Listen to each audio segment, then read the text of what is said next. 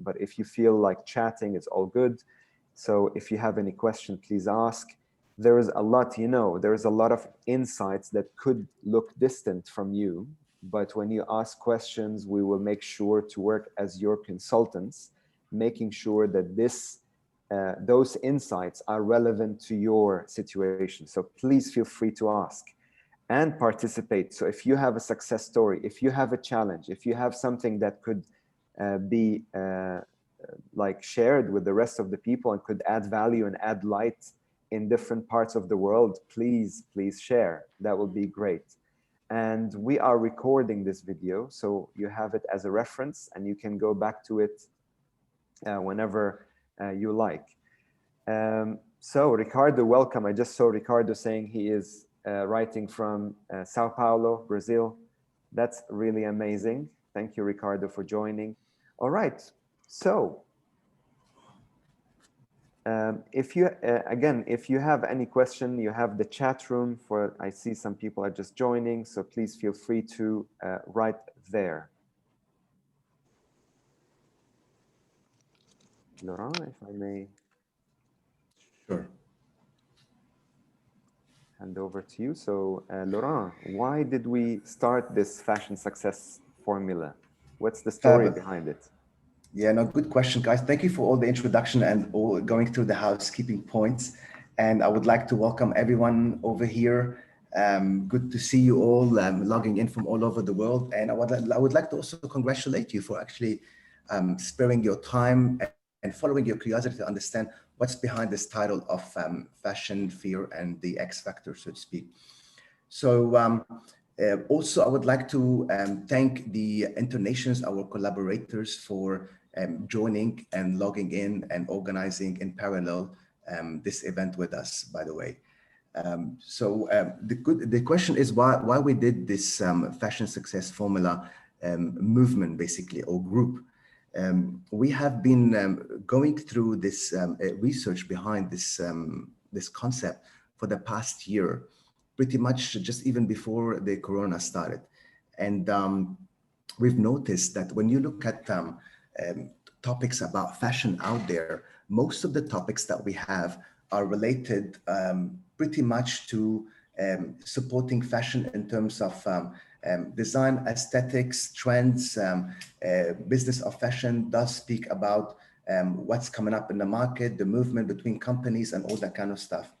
But we decided that, or we have noticed that there was no specific group that cater for fashion startups, that cater for fashion small to medium enterprises, and at the same time that focuses on how to really run your business, taking a perspective of people who worked in large fashion houses, like in my experience with in LVMH, as well as Kais and the other collaborators that we have, that we don't have them here today. So that was the kickoff of the topic. And then at the same time, we realized that we wanted to bring all these talents that have worked in large fashion houses, and we wanted to kind of try to understand or reverse engineer what made these fashion houses become who they are right now. And at the same time, how could you apply these learnings onto small to medium enterprises for fashion, from a commercial standpoint, from an operational standpoint, which is going to take me to the following point, which is the 360-degree approach. We're not looking at one aspect of the business. We are looking at all aspects of the business. Like, as I mentioned, from the operational, financial, commercial, creative, design, media marketing, social marketing, all kind of aspects of the business, even including IT for that matter. At the same time, we are looking at all aspects of what is happening in the market. We're looking at trends. We are trying to dissect trends. We're trying to understand how can we analyze trends in the market for us to kind of sort of decipher what could be the next business trend. Because again, this is a business-focused group for fashion startups and small and medium enterprises. And we get to invite experts in the field. So ex-colleagues who are currently still working in large fashion houses, as well as influencers that we have connected with throughout our experience, on average 10 years plus in the fashion market, so to speak. And obviously, our KPI is your success. So eventually, this will be leading into educational and training and programs. And some of these programs potentially going to be leading into introduction potentially to investors at the end of the experience. We're going to be also bringing to the table people who are specialized in startup environment, meaning they call it agile coaches, where they focused on pretty much constructing something from scratch or a business from scratch and working on what they call a minimum viable product. And we will see that further down the track through our communication. So without further ado, I'm going to hand it back to Kais. He's got some very interesting insights and information to share about the market, talking about sharing some insights. Yes, absolutely. And I just want to add as well to Laurent, I mean, we entered this venture with this intention because we are really watching how big is the opportunity as well as how challenging it is. Right, talking about the opportunity, let's take a look on what's going on in the market. You have your chat. Try to guess with me what are the answers of the questions that I will ask you. And I want you, while you're trying to guess, it's not about the guessing, it's about thinking about the numbers and dissecting it and seeing how relevant it is to what you feel today happening. So let's ask the first question, and you have the chat room. If you got the answer, please feel free to write it down, and let's see. Right, so the first question is, the number of yearly fashion startups globally is, do you think it's 100,000? Do you think it's 50,000? Do you think it's 550,000 startups around the world? How many startups, fashion startups there are every year globally? Let's have some guesses. If you like to chat, I see some of you are getting excited and starting writing. That's amazing. What would be the number? 50. Wow, Ricardo, you studied that before, didn't you? Well done. Monica, 550, 500, Amin, 550. You're actually right about the number of startups globally, not fashion startup.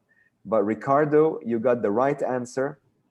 It is 50,000 fashion startup around the world. Just to let you know about this number, this is the official number, but of course there are some other unregistered fashion brands. One of the very interesting points that I saw into this statistic, that they're saying that probably there's double this number in China and unbranded fashion startups. But we will, like, as a global formal startups is around 50,000 startup every year. And that's not a small number. Right, next question. The global average of fashion brands to fail in 3 years is 60%, 54%, or 10%.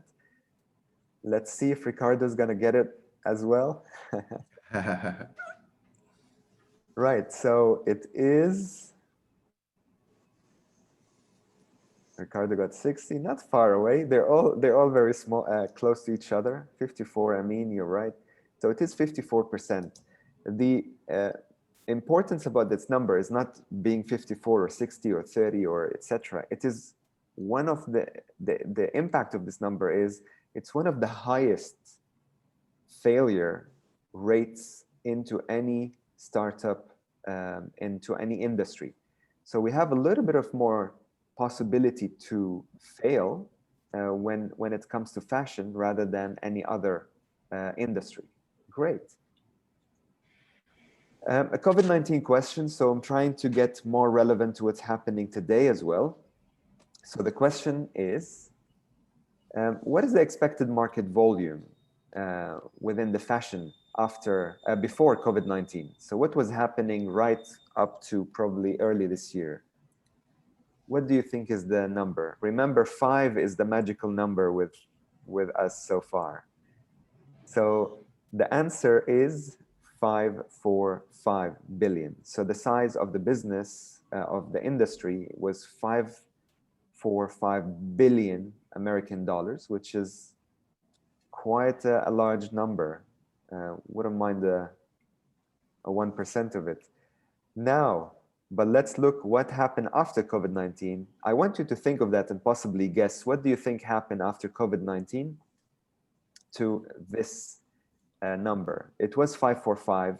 What happened after COVID-19? And for me, this is very important to see the dynamics, what is going on. Remember, there's 50,000 starting every year. Still, the number is there. Monica's believing that it went down, and Monica, it's very logical. It's honestly super logical to say 333. In addition, that it's a sexy number, 333. But the answer is 606, which means the industry is still growing. It is still growing after COVID-19, even if we're hearing all the negative information about brands closing. Talking about brands closing, let's see the last question, I assume. What is the percentage of fashion and apparel companies that might face trouble paying their debts? Current companies. And the answer is actually it's the highest rate ever. It's 75%. So if we recap, we have a lot of startups. We have companies that exist that might close and not be able to pay 75% of the industry. Yet the industry is growing. So there is a little bit of paradox happening here. And if I may ask, how come, Laurent? Right. So no, good question. I mean, and a great insights. I mean, we're seeing the market growing by 11%, where at the same time we are seeing companies kind of stepping out of the market, and we're going to be seeing that more further and closer, so to speak. When you see this this picture, what do you think about, right? I mean, it could be, it's quite interesting and quite funny that it's only a market correction. But in reality, I mean, we're seeing, as I mentioned, we're seeing that companies are benefiting from this environment. Other companies are actually almost exiting or getting bankrupted. Some of them are quite established in the market, has been around for years and years and years. So it's such a paradox, and it feels that there is companies that are not strategically using their pieces of the puzzle, so to speak. They got the right asset, they got the right functionality, they all have the appropriate skills and talents, but they're not making their movement according to where the market should be going. Because if you, in an environment that is completely changing, in an environment that is completely, certainly getting reinvented, so to speak, if you continue doing what you're doing, you're not going to keep up with the market, because the market already shifted. We noticed, and we're going to see that further, you got a lot of companies that predominantly they were focusing on the physical store, and all of a sudden the name of the game is the digital store. And if you have not shifted completely yet, or put your focus on the digital store, for example, you're staying behind, and you're not keeping up with where the market is going, so to speak. So that's one of the examples that I can give. And I just want to share something, Laurent, here. Sure. For you, ladies and gentlemen, and probably some of you are doing the same. Personally, I was working with Vuitton, and was training manager for a company that spends millions of dollars before Vuitton into luxury. So they own Bulgari and a lot of other brands. And now I'm a consultant and I have my own company working with those brands around the world. And I can tell you, it is more human than we think. And the human impact inside of it is very similar to us as in the startup industry. So when we say big brands like LVMH or etc., they do mistakes just like us, but they do it with bigger and better insights. So what we want to bring to the table is the ability for you to see these insights. And because you don't have all the impact and the fear and all the challenges that they may face if they didn't do it right, you will do it hopefully better, faster, and grow to hopefully in the future to their level. Right. But that's exactly what it is. And from that point, we're gonna take you through what is really happening in the market today. What we are seeing from our interpretation is happening in the market today. Starting with what we want to start with, Kais? Black Swan for sure. So Nassim Taleb, in his best selling book, and doesn't matter if it's best selling or not, Nassim is a genius. So he described the concept of black swan when something unpredictable happens, and the market now is living this unpredictability, and I call it in my terms in lectures, I say always black swan squared, because it is black swan and people are having the ripple effect of looking to a market that is unpredictable, and that is cascading to their decisions. So what I want you to feel today as a startup, we have a big startup or a new company or planning to start something, even if you're in the business for 3 to 5 years, you're still in a lot of terms startup. We have a big opportunity because there's areas in the market that are emptying. At the same time, there are brands that could be disrupted and could be, well, for the lack of better words, and it's a trendy word, could be hacked. So in general, it's a black swan market where there's no predictability whatsoever. However, I want to end up with one thing before I move to the next slide. When there is no predictability in the market, the unpredictable create a pattern that is predictable, because people behave almost the same way when they are living in a black swan market. And Nassim spoke about it, Malcolm spoke about it, Malcolm Gladwell, but we experience it as well on the ground. The other thing that I would share with you, and probably you feel it, I know that some of you has their own brands. There is this idea of the fire signal effect, which means because everything is in a black swan, if you imagine it, it's quite dark. And whenever there is a light, everyone just moves towards the light. I'll give you an example. When COVID started and lockdown started, few fashion brands started to do the comfort homeware. And suddenly you could see a lot of startups, all of them are doing pajamas and the comfort home clothes. So it's a light and everyone is following it. This is a great dynamic if you tap into it, because you can lead as well as you can start another light and keep leading the market rather than following it. What else, Laurent? What do you think? This is very interesting insight that you've mentioned, because I mean, one of the concept of the competitive advantage that it cannot be copied. And what's happening here, that everything is getting copied basically. So when they started producing masks, when they started producing pajamas, everyone followed basically. So you can capture the market at a slow and I mean in a small scale, so to speak. But when people start entering the market after that, it's going to be automatically saturated basically, and that's what we have been seeing. So the thing that's going to differentiate you is what we're going to be talking about it later, which is the component that people don't have, which is that unfair advantage, and we're gonna discuss that a bit further. So the high cost, as you would imagine, entering the market today, even exiting the market today in this environment where there is not that many demand, but at the same time, there was a lot of restriction on logistics, on transportation, the cost for transportation and for shipping cargoes and so on, due to the COVID, due to the Corona, has increased tremendously. The cost of entering the digital market have increased tremendously for the reasons that you could imagine as well. So the costs are actually getting driven quite in an upward trend, so to speak. And this is another example that is driving the cost in the upward trend. The Zara effect. Here we're talking about the effect of fast fashion.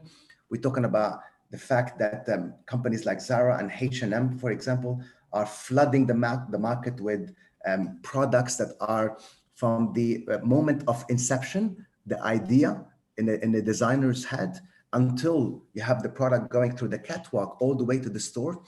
The lead time right now is about 3 weeks, where back in the days used to be perhaps few months, if not even 6 months for that matter.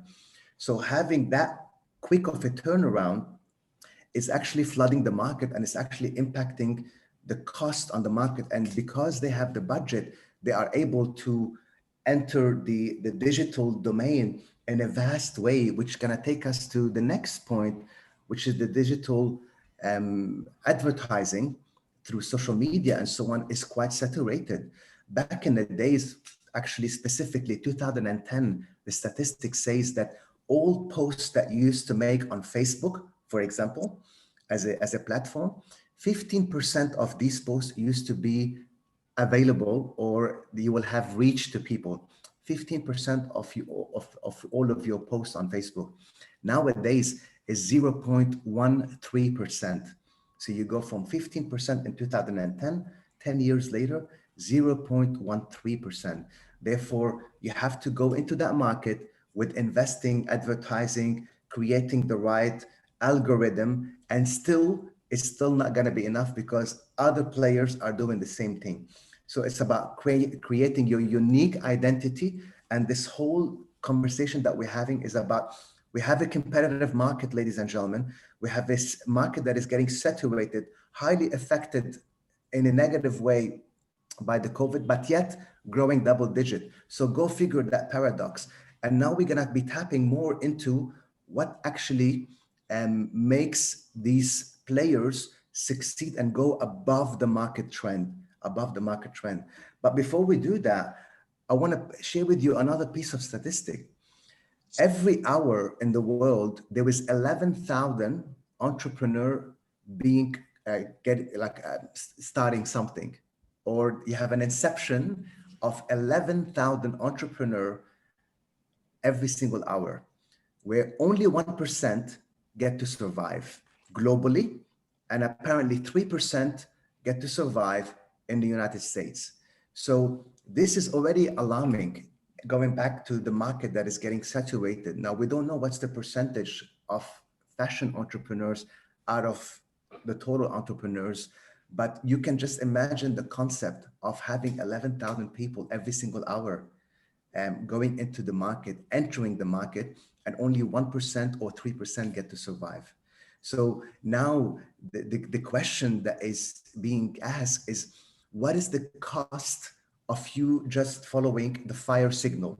What is the cost of you just copying what's happening in the market without getting to innovate, without getting to create a unique selling point or unique value proposition over and beyond the market, so to speak?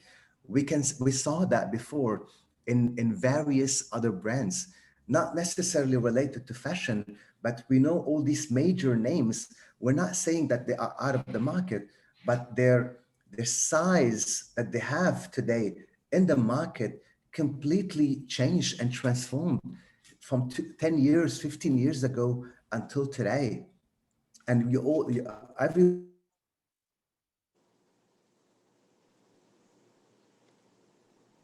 I think Laurent, your connection is cutting, so I continue from here. So Yeah. The challenge here is there's a lot of brands like I call myself an Atari man. That's my generation, and IBM as well, Nokia, that was there, but they couldn't survive for longer, and that made them stop. So today for you as a startup, and you will probably hear Roberta speaking about it from our conversation preparing this workshop, we spoke a lot about the agility. Today, if you're agile and if you learn or get the tools to have the right design thinking and be able to produce products very quickly, then you will be able to survive the market and succeed. We're just talking to Laurent, and I think he is joining us very shortly. Do you have any questions so far before we move forward?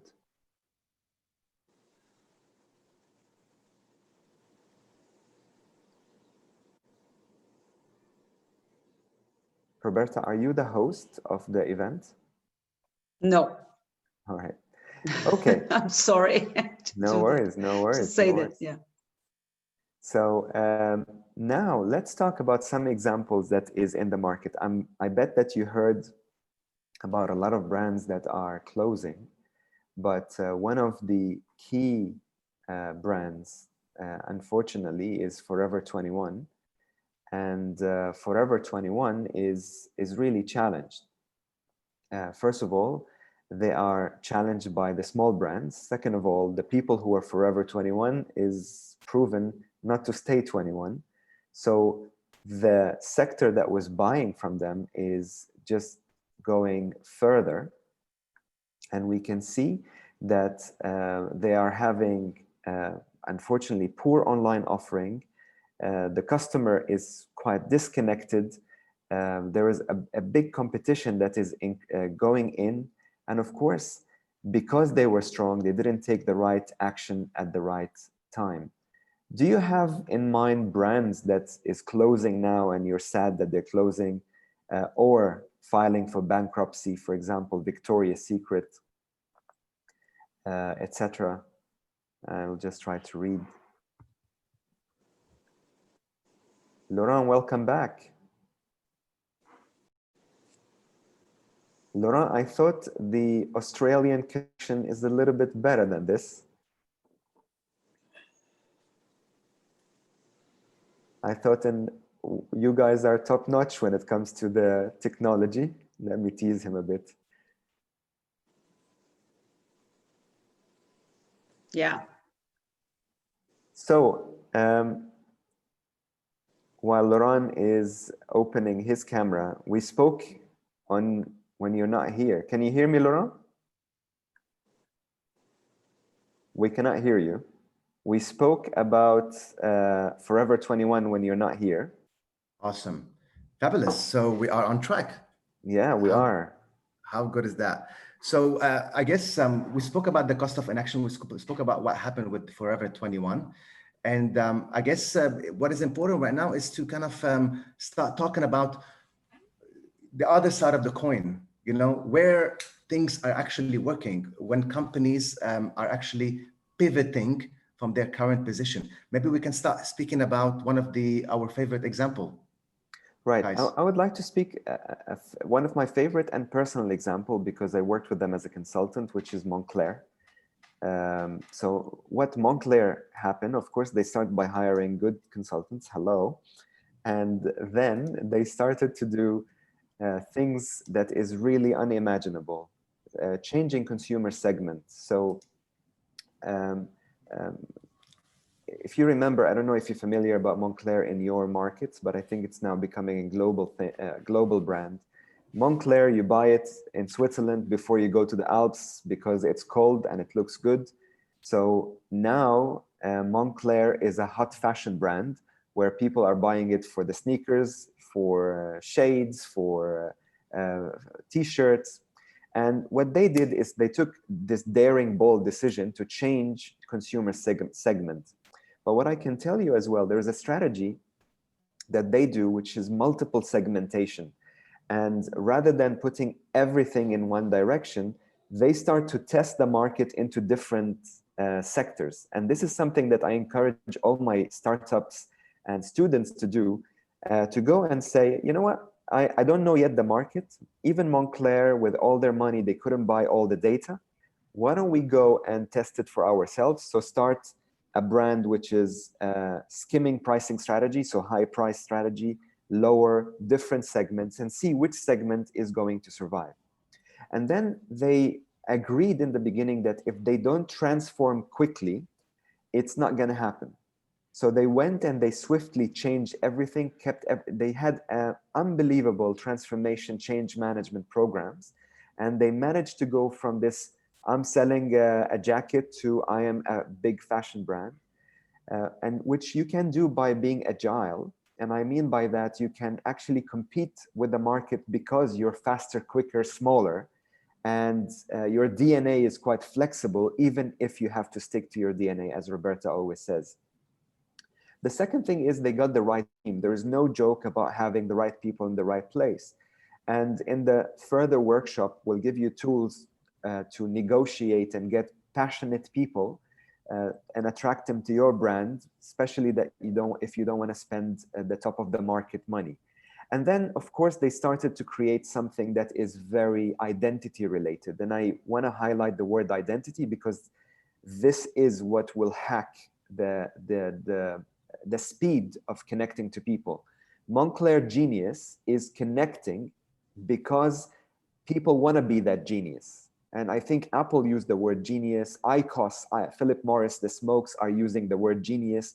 It is all about connecting to this, instead of the giant, which was Tony Robbins, inside of you, to the genius inside of you.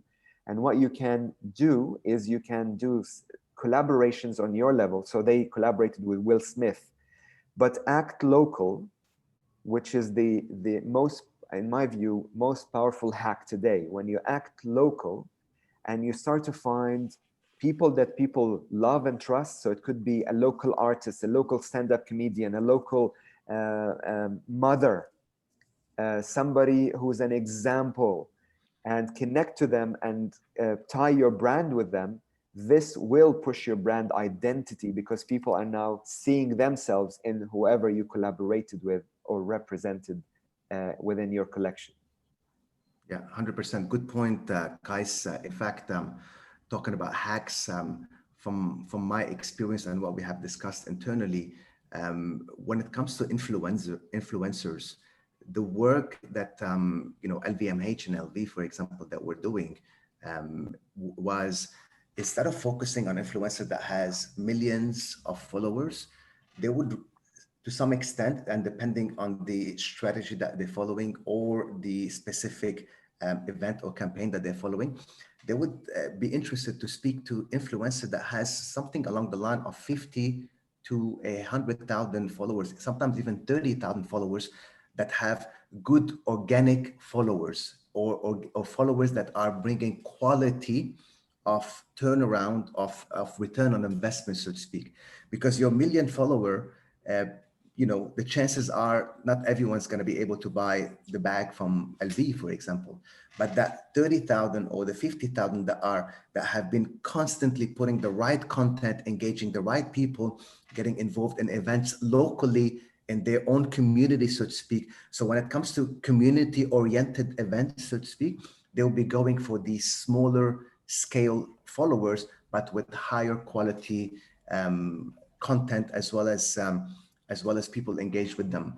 So then I guess the next thing that we wanted to talk about is, what is this whole thing about the fashion success formula? So as I mentioned to you, we spend a lot of time looking at financial statements, especially as my capacity as a CFO, ex-CFO for Louis Vuitton, working with them for 10 years in 3 countries. Basically, we started looking at financial statement. We started looking at white papers out there.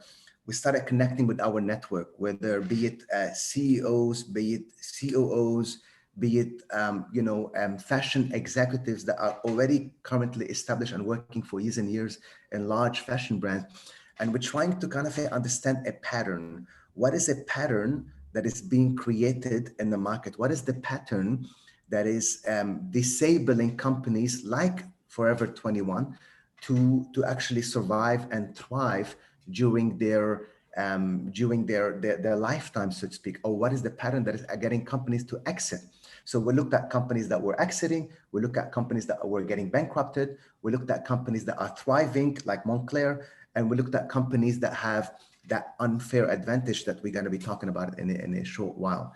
And as a result of that, we came up with a formula, you can call it, but really at the end of the day is the concept and the idea of having your components in sync together, the main components, which is the finance, the commercial, the creative, in sync together. And this is the part of connectivity. And then having over and above that, what we call the X factor, basically. So what is inside of these components is what you would see normally in any business. There's no, it's not a magic formula, so to speak. But at the end of the day, having these components working together, and what we end up doing under each one of these kind of a points, or indices, we created a bigger list where it becomes like a diagnosis list, which gives a map to a business of this is where you're standing right now. So it's almost like a small, simple algorithm that we created where we have all these points under each main pillars of the business. And under each point, we created indices where, are you, how do you score in your business after we diagnose your business, so to speak? And that can happen through direct consulting that we have been doing. And now it can happen through a specific program that we are looking into launching going forward, so to speak. And having the connectivity between all these components is definitely part of the winning factor. But over and above that, we have the unique strengths basically that takes you over and above your market. And this is what we're going to be tapping into right now. Right, right, guys? Yes, totally. Did you call me slides? I know I was going to talk about the slide, but I said Kais anyway.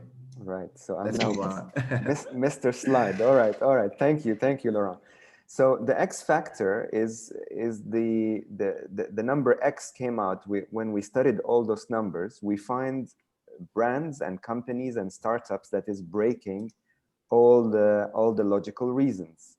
And to give you an example, one of my dear friends, that's one of the examples. She's launching her own Moroccan brand, and with all means, it's for us numbers wise, with every single study we do, there is something that is not adding up. But she is, touch wood, one of the most successful people here in the Middle East. The reason is she has an X factor that no one else has. And to break down the X factor after studying all those outliers, the people who had the numbers doesn't add up to make them that successful, we came up with those few points. First of all, are you familiar with the book Purple Cow, Seth Godin? Right, so Seth Godin actually is a marketing guru. I highly recommend that you start reading Seth Godin because it will help you understand tribes, understand all the new era of marketing. And he created this book called The Purple Cow. The story behind this book is, it's a little tiny book. He was with his family in Denmark. They're Americans. And when they are in Denmark, they saw the cows and they were so happy. So they went down, they took selfie with the cow. Oh my God, did you see a cow? Oh my God, it has black and white colors. So it was so exciting to see a cow. Danish cows. And then by time they lost excitement. So they were like, okay, now driving into Denmark, and for them seeing a new cow doesn't mean anything. But suddenly there is a new purple cow. And the purple cow got them excited again. Oh my God, a purple cow. Let's take a selfie. So the concept that he came out that you need to always have a purple cow into your business. If your business is not disrupting all the time, if you're always similar to everybody, then it's not going to work. My friend has a Moroccan offer, but it's the selection that she did is very disruptive. She has a purple cow all the time. Unique selling proposition is another type of X factor. The unfair advantage, if you're highly connected, if Chiara Ferrani is your best friend and she's advertising you all the time, if she is your best friend, please say hello to me and let's talk later. And the groove is what you have as power and energy. So this is the X factor. And in the workshop, we want to help you build up your own X factor, whether you have an unfair advantage or not. So Right. Laurent, Definitely. I want to add something else, if I may. I know I talk a lot. If I may get to the other slide. Sure. And this is an example that I prepared for you as well about the X factor, because, and I think Laurent, you can add to this. We were in Vuitton. And if you imagine, Vuitton is a French brand, very classical, but suddenly there's a shift in the luxury from being exclusive to being inclusive.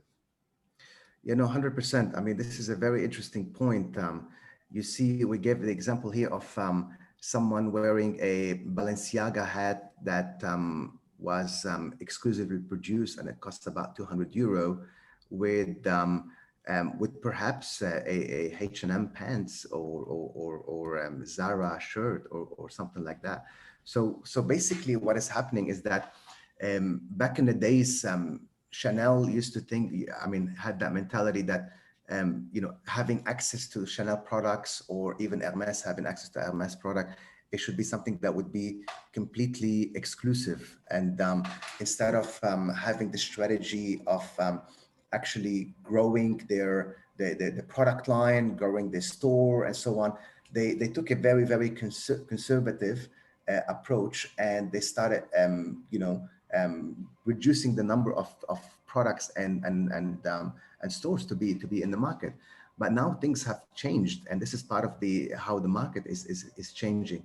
Now it's there is this conformity and the collaboration, spirit of collaboration, that is actually happening in the market. And you see examples of collaboration between here in the example of Balenciaga with the other smaller brands. You will see Gucci collaborating with the North Face, for example. And this is the kind of strategies that the market are saying, well, hang on a second. I know that I am luxury, but I could be tapping into a market that is not specifically in my market. And as a result of that, I might be capturing inspiring clients who want to start coming on board, and we can start recruiting clients that are normally not part of your current market. And that's how you actually get to bring clients that are, never been in your radar. What else can you add on that, Kais? Again, it's not adding, it's going back to the point of multiple segments. You need to find an X factor all the time. Being inclusive, being exclusive doesn't work anymore. Now you need to be inclusive. So Balenciaga, which should stay within the luxury industry, started something that is entry level, which is the cap, as you said, Laurent, so that somebody who is within the aspirational level could still wear a Balenciaga. It's a big move. It seems simple, but internally it's huge for them to change to this mindset. Right. Now, how would that translate for smaller brands? Some of the smaller brands that we have spoken to, they could be dealing with a product line that has a specific price point, maybe higher price point, for example. But it could be interesting for them to kind of have some diversification in their portfolio and starting introducing product lines that have a lower price entry point. Because what you want is for that client to have the first experience with you. And if you have set up the right components of having the right customer experience, then you might be able to attract and become a magnet to this client again. And then when you work on other aspects like your financing, when it comes to paying for that product, so instead of paying for that product in one payment, now it's becoming quite renowned around the world, the system of installment for payment of your product. This is now you're talking about a completely different strategy. In some countries, the installment is not, it doesn't even attract any interest. So if you have a product that costs $1,000, you can make 10 installments of $100, obviously, and without any interest. And then the aspiring client start getting really interested. So it's almost like paying $100 rental for something that you're gonna keep it forever, so to speak. Yeah, so, it's very much what Apple is doing now. And I think you have an example for Apple. Apple's trying to give you an entry level and a high level flagship, and then that allows multiple people. Absolutely. And so, which is going to bring us to this slide, which is, this is the global market of the fashion industry, and you have that peak in the middle, or that kind of a bell chart in the middle, where the peak of the market is being controlled by very few players. And these very few players are the players that are constantly thinking about innovating, pivoting, and not constantly staying with the same product. If you think about, let's say LV, when they started in 1854, we had to memorize that because that's part of the onboarding, right? So when they started in 1854, if you look at their product proposition from 1854 until today, it's day and night. There's no comparison. We know that the shift happened with Marc Jacobs when he came on board back in the late 80s or thereabout, and he started introducing the monogram basically, and that shifted from going from the hard sided to the monogram. And then from there on in, you had multiple type of designers, but there was an engine, there was a machine going on behind them that is completely in sync back to our formula that is producing what everyone is seeing right now. But this is just one example. There are other brands out there like Apple, who, you have computers in the world, then you have Apple, right? Or you have mobiles in the world, then you have Apple, and so on and so forth. I guess you all got that point. So from here on, let's be a bit more specific with some examples of the X factor, guys. Sure. So here's something that you probably witnessed when Dior collaborated with Jordans, the sneakers. So the collaborations really work. It's one of the best models today to work on. But the art behind the collaboration is to understand your DNA and find who is the other DNA that you could connect with to create this new baby that came out through those collaborations.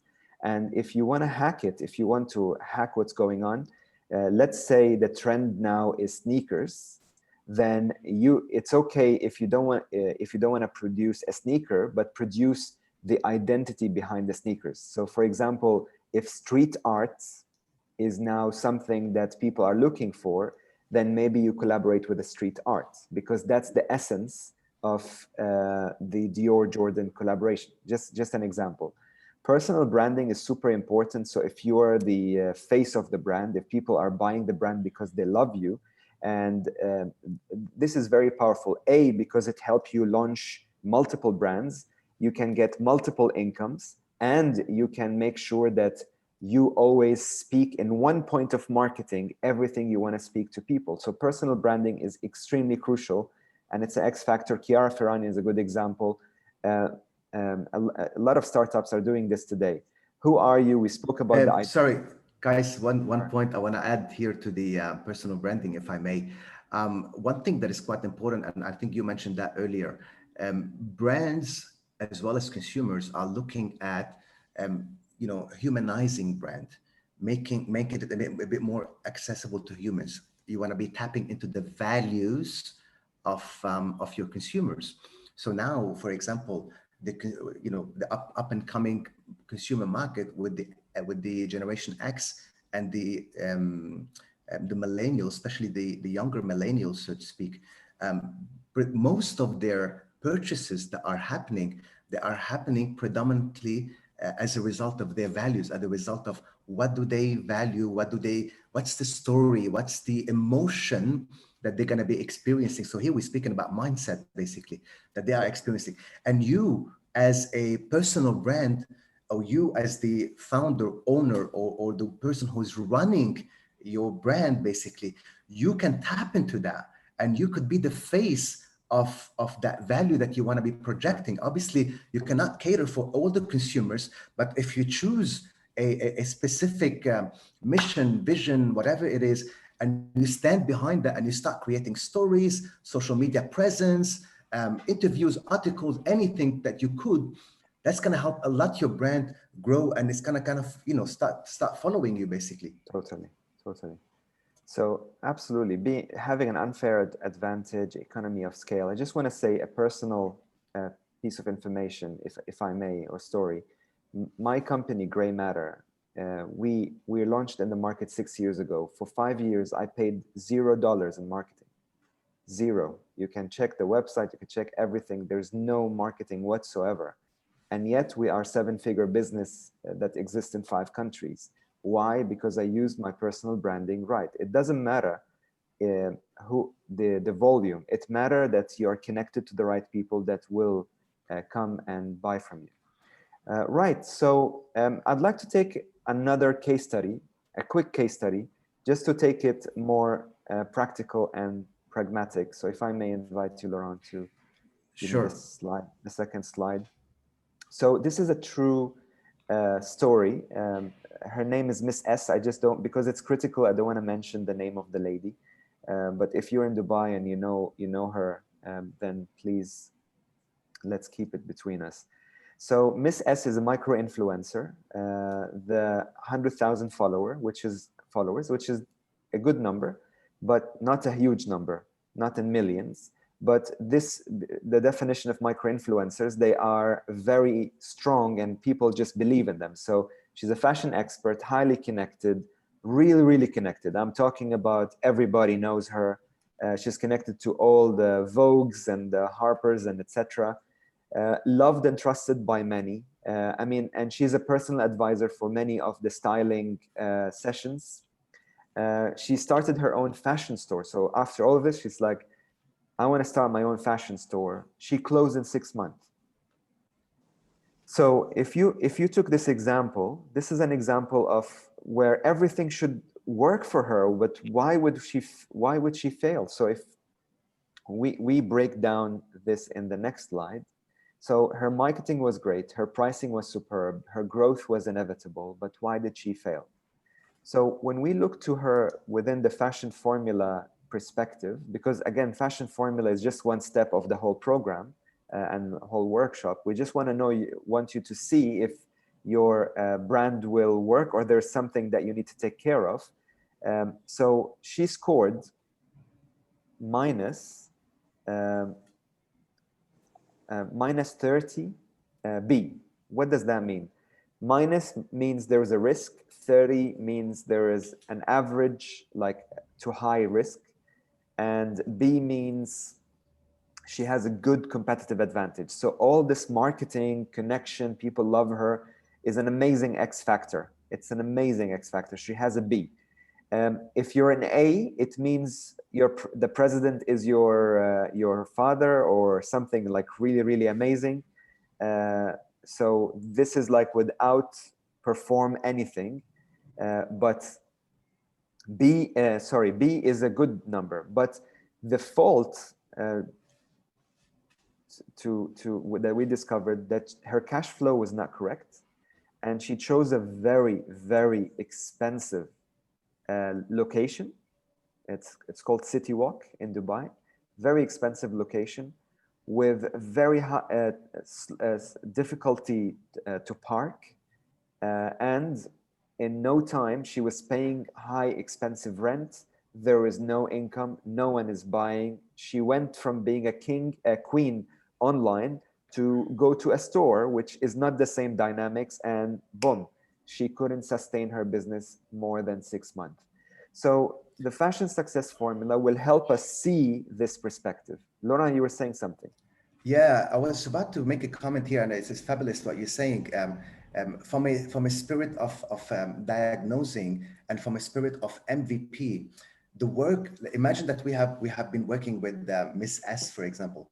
One of the first things, even though that the person is quite confident online and she have her access and she have her network, we don't normally or we rarely recommend fashion brands to go 100% investment into something that they have not tested it before. That's why we work on the agility process. We work on the what they call it, a lean startup. Lean startup is when you are testing your idea and when you are actually seeing if that is going to work before you go ahead and invest and you put all your money in the market to start this business, basically. So one of the things that we would have done normally is we would be understanding from the commercial standpoint, the location, as Kais mentioned, the location of the stores, the traffic access, and all the components that gives us a good visibility of how is this store going to be receiving people, what's going to be the experience inside of the store, what's going to be the component of the client slash staff interaction, and at the same time your product offer in here versus your product offer online. But first of all, does your client wants this product? Are they interested in this product? And how do you know that? And this is where the whole minimum viable product concept would be actually happening. So I guess now, without further ado, is there anything else, Kais, you want to add on this before we go to the best part? No. Awesome. So this is the best part. I mean, when we were kind of promoting this this webinar, one of our promises is to actually share a real life example, of a fashion success, basically, who, you know, she didn't follow the formula, but we based our formula based on her experience and others' experience, so to speak. So today we have with us Roberta Saloom. She is a seasoned fashion entrepreneur. Roberta Saloom was one of the co-founders of a very famous luxury fashion brand's domestic brand in Brazil called Spezato. She had been in the industry for many years, specifically 33 years, and she have gone, as you would imagine, through many bear markets and many good markets, right? And she want to bring to the table some of her experience, some of her thought process, and how, you know, how did she turn around her business many times where the economy in Brazil was really kind of plummeting. Yeah, without further ado, I want to welcome Roberta with us. Welcome, Roberta. Good to have you here. Thank you. Fabulous. So thank you, Laura and Kais, for the invitation to participate in this amazing webinar. Thank you. We're Thank two you for experts. Being here. Appreciate it. Thank you for being here, and thank you for taking the time and preparing for this. And I know that you have very interesting content to share, so I want to go straight into you sharing the content. So can you please tell us about, it's a family business, as we know, right? And you know, you survived for so long and you're still in the market. For anyone who's in Brazil, and I know there are many Brazilians right now that are logged in on this call, they know this brand, Spezato.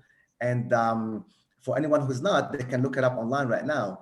But anyway, what's the secret, basically, or how did you manage to grow and survive throughout that long of a period in Brazil with only a family business, without having external investors? You know, Laura, you lived in Brazil. You know that when you live and work in Brazil, you are able to work everywhere. So it's crazy to work here.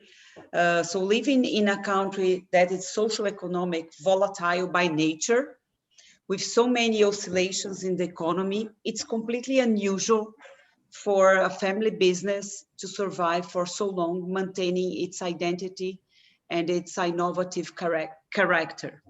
So there were countless times when we had to reinvent ourselves to survive in an extremely competitive market without taking into account the resignations that a successful woman needs to make in order to stand out professionally.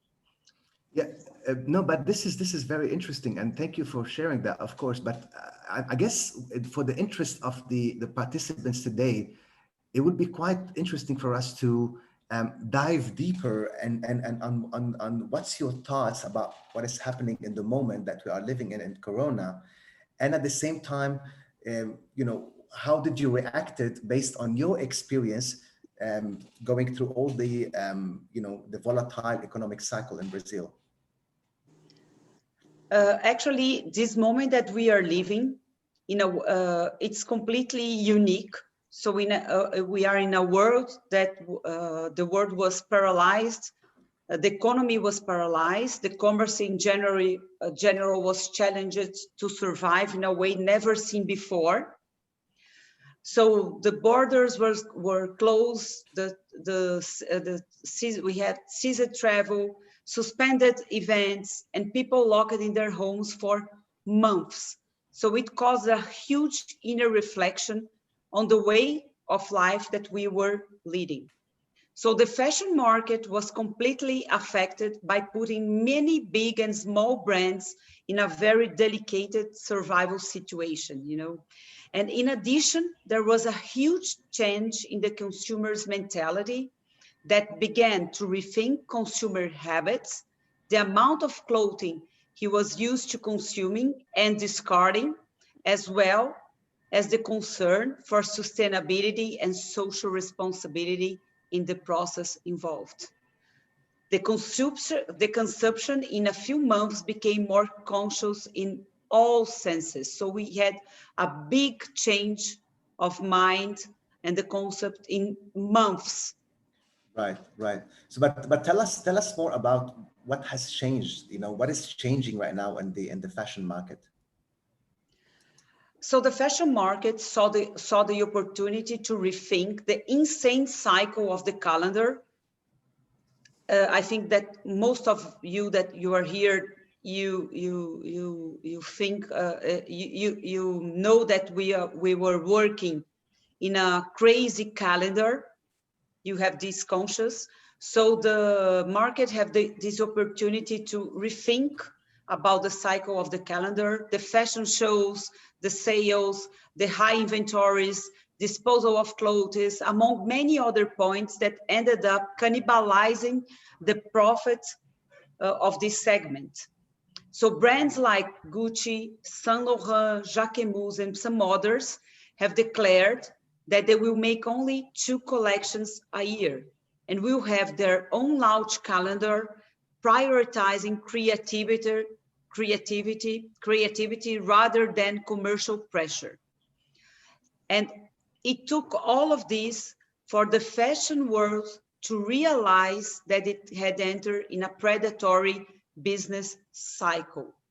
For most of our audience that works with fashion knows what I'm talking now about the Cannibalization.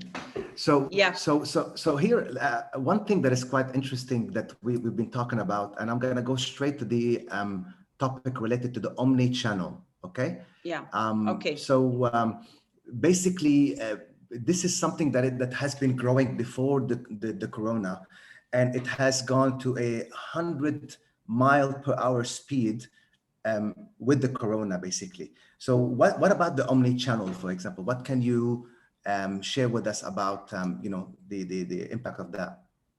Yeah, about the omni-channel, what I would like to say that we need to change the obstacles of this channel. So we need to reduce these obstacles for the consumer experience. And for example, exchanges and returns actually now are bringing a revolutionary tools like a body scan that the European platform Zalando is working on. Look how amazing is this initiative. And also Amazon is providing a tool that you can see the clothes in 360 degrees and in different body types. So these technologies in a medium term will be adopted by the rest of the market, bringing more and more sales for this channel. So it's amazing.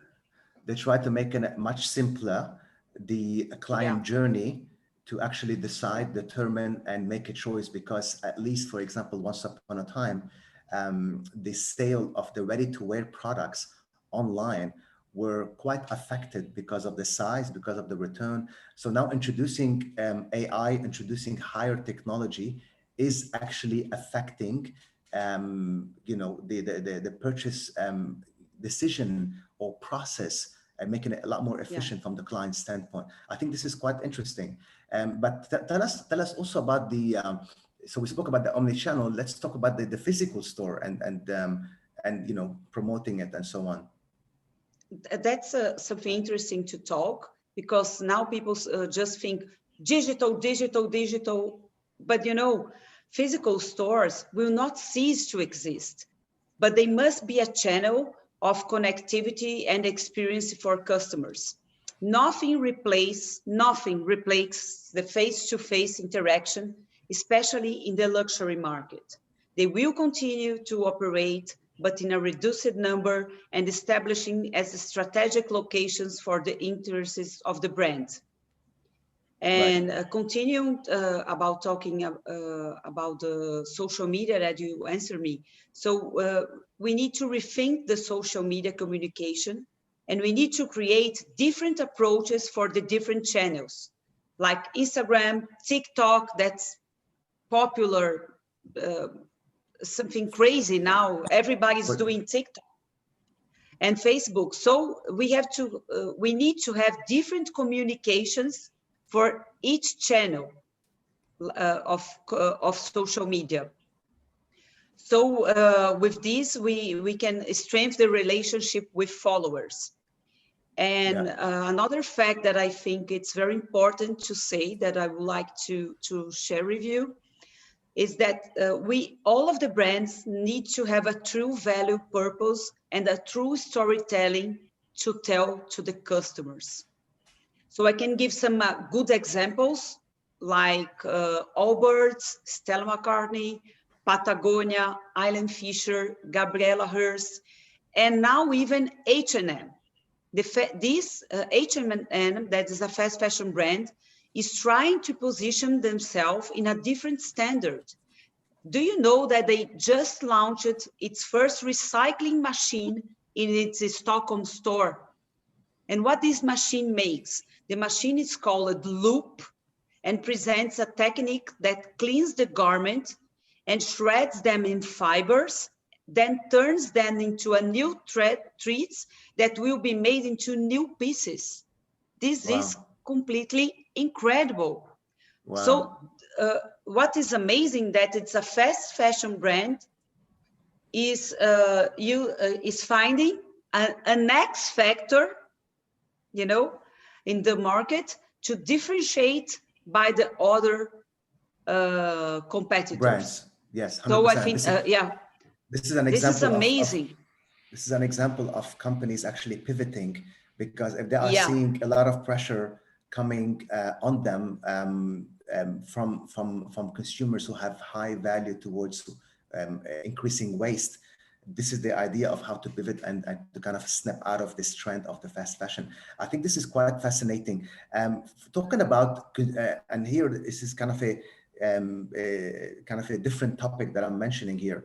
If we speak about, let's say, your experience in Spezzato in the past, and bringing Spezzato to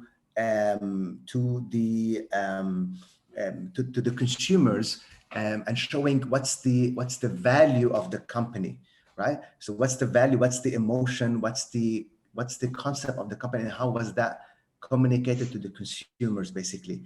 Is there like a small one sentence you can say to us, you know, how did that happen? Like how they were able to communicate the emotion to the clients about what's the value of the company? You know, Lohan, we always interact a lot with the customers. So we were focused on giving the customer a very exclusive experience. Mm-hmm. So we straight the relationship with the customers. So we invited them for some experiences that I would like to share with you. Like we have an experience that we made.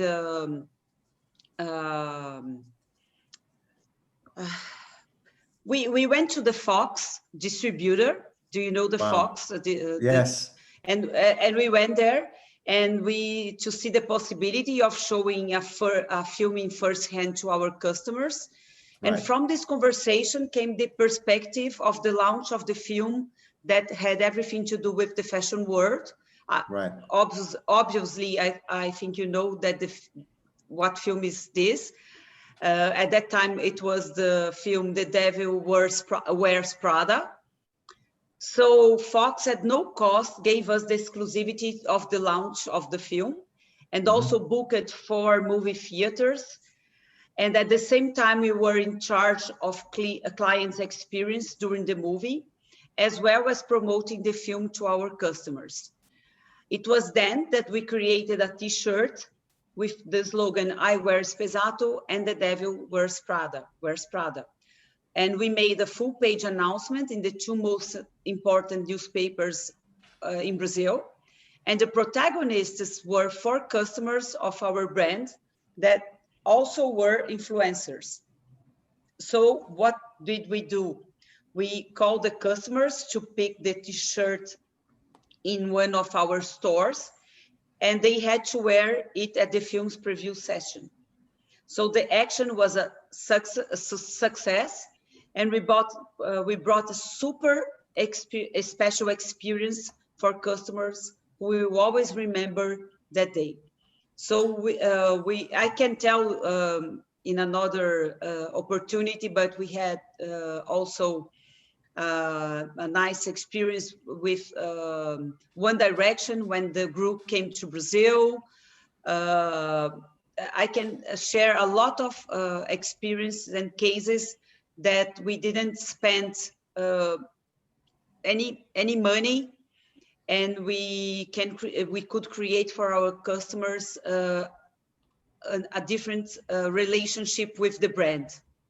This is very interesting that you're sharing that, because from what I'm hearing, from what you're saying, is first of all, it was all about thinking out of the box. It's all about kind of capturing opportunities where no one else have thought about, because you only gonna have one chance to launch the Devil Wear Prada in Brazil, only one chance, and one time it's gonna be launched, right? And that one time was captured by yourself. So that demonstrate innovation, that demonstrate agility, and at the same time, it demonstrate really kind of thinking outside of the box. And I guess, and do you agree with me that this, although these examples are in the past, but these are examples that are really, really required right now for small brands or startup brands, or any brand for that matter, to actually survive. It doesn't have to be that they're gonna go and capture a release of a movie, but it's an opportunity that is in the market that no one have tapped into, and you were ahead of the curve, and actually, you know, went and captured that opportunity. On that point, I want you please to quickly talk to us about the other example that you have where you were able to capture an opportunity faster than other brands.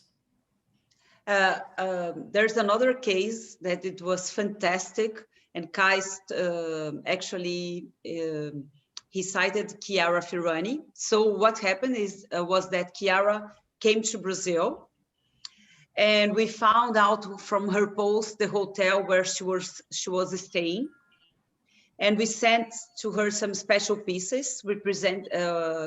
So we sent to the hotel some special pieces.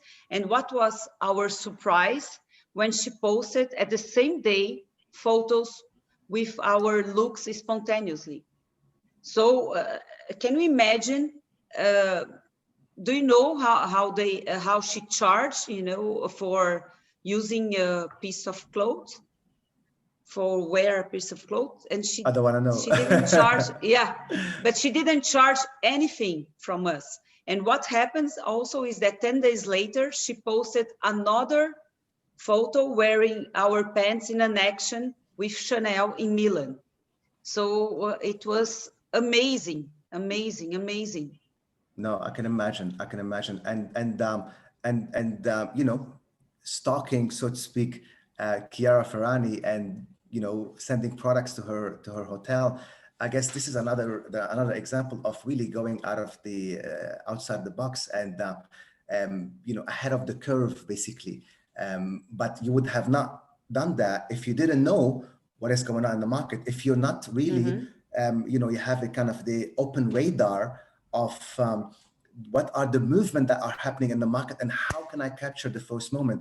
Because once more, if she's going to be visiting Sao Paulo, it's going to be only, you know, one time during that period of, you know, 1 year or 6 months or whatever, because she doesn't maybe come every day, right?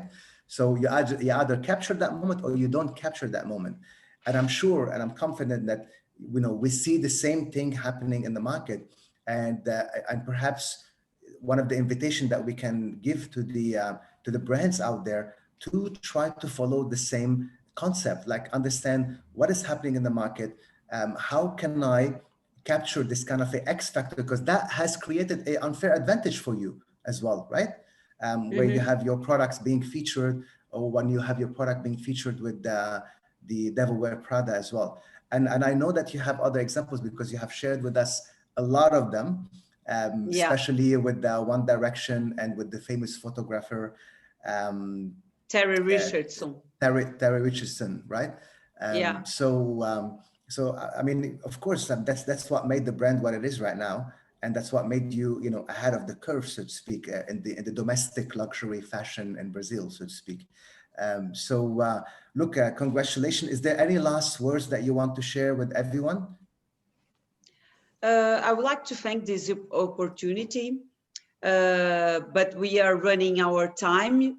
I would like to give, I prepared to give some more advices, but I think we are running over time. Our time, yeah. Yeah, but I would like to thank the opportunity to be here, the time, your presence here in this webinar. Thank you so much, Roberta. Thank you so much. And please stay with us, because now I guess is this one of the best part, which is we're going to be open for any Q&As from the participants. But before that, we wanted to kind of share with you quickly some piece of information. And basically, you know, at the end of the day, what we are trying to do here is to relay our experience, relay our information that we have captured, relay our network for professionals like Roberta, for example, into a kind of a product that's going to be potentially helping you to understand where are you at, you know, in your business, and how are you performing, and what could be potentially your X factor, and how could you capture a X factor if you don't have an X factor today. But we know from our experience that everyone can have access to a X factor, basically. So as a result of that, ladies and gentlemen, we've put together this actually almost a full day workshop that will be really tapping into identifying your success factor per se, conducting a success factor diagnosis, so you'll be able to know where do you stand with regards to the success factor diagnosis based on your business performance and business components, so to speak.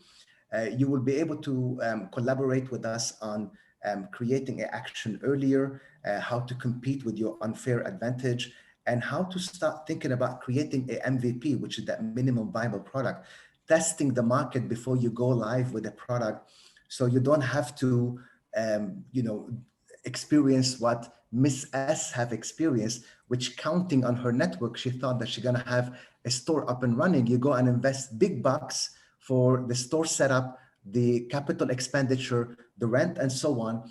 And as a result of that, the whole thing would not work. And obviously, as a result of all the above, you know, you will be able to better position yourself in the market. And this is one of the very first steps that we're going to be introducing in a series of many steps, many workshops, and a program where we're going to be hosting influencers in the digital marketing domain. We're going to be hosting a series of professionals that are currently still working in big luxury houses, so to speak. So you will have exposure to these people because they're the one that you don't see, you know, you don't see them specifically on the media because for the reason that you can imagine, but you will be able to have direct access to them, so to speak. So if this is something that would interest you as a fashion entrepreneur or a fashion person who is looking into starting their own business, by all means, you can use your phone camera to scan this barcode and it will take you to the registration page. And we would love to see you on the 25th of November when we're going to be actually launching this workshop. And you know how to find us. Please also, we would like you to connect with us on the social medias. But at the moment, we're going to open it for the Q&As. If anyone have any question to ask us, but before we do that, I'm going to pass it on to Kais if you have any words to say.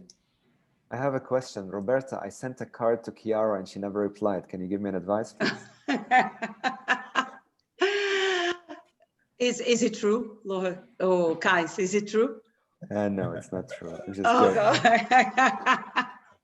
But you know, we are lucky. We are lucky. We are lucky. But No, the point was that we sent the right piece of clothes for her, very special clothes in the right time. Actually, we were lucky about that. I would actually use your word, the right piece, because this is the tip of the iceberg. To reach to have the right piece, there's a lot of other work that is done. It's a lot of hard work, I assume, I'm sure, a lot of success and failure before you reach to this right piece. And I think what I want to end up with before taking your questions is the more we are together into this, the more we are sharing ideas, the more we are sharing light to each other, the more our creativity, this is how creativity works. I see Sienna's work and Ricardo's work, and I get inspired, and then Roberta gets inspired by all of us, and then all of us create more light and more people and more inspiration, and the world gets better. Maybe this is an idealistic scenario, but scientifically, this is really what happens. We all get inspired by each other. So I think I'd leave you with this. But looking forward to hear your questions as well.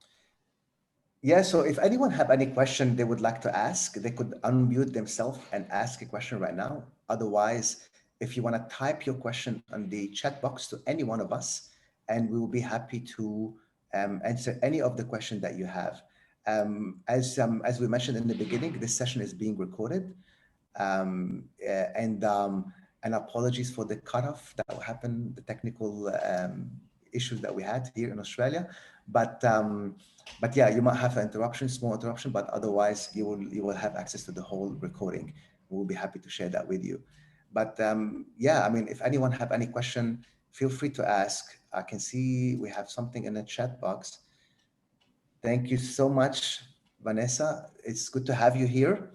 Yeah, I guess if you don't have any question, one thing is we want to ask you to please leave one word in the chat box that describe your experience.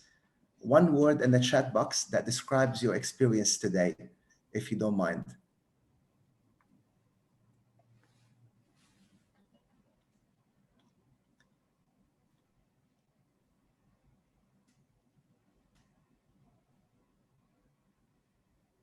Thank you, Ricardo. So,